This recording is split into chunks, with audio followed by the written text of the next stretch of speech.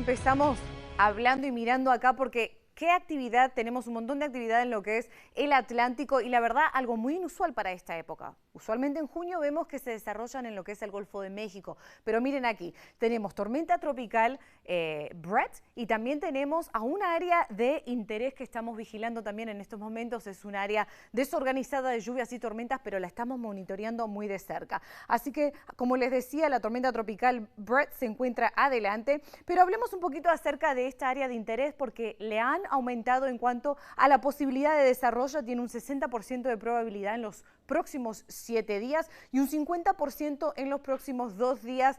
Como les decía, en estos momentos nada más es un área de interés. Pero toda la atención está puesta en tormenta tropical Brett porque como podemos ir viendo a medida que se va moviendo hacia el oeste, va a ir incrementando en intensidad y en vientos también y es muy posible que el jueves, entrando al viernes, se convierta en un huracán categoría 1 antes de pasar las Antillas Menores, como podemos ver aquí.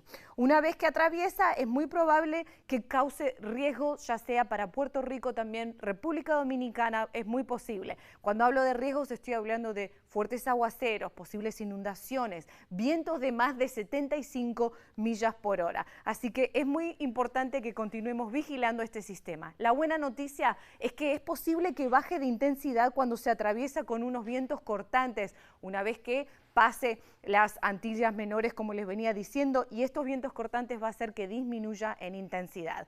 Pero más adelante les voy a contar qué es lo que tenemos que está sucediendo aquí localmente, porque hay un aviso de tormentas severas para nuestros condados de nuestra área.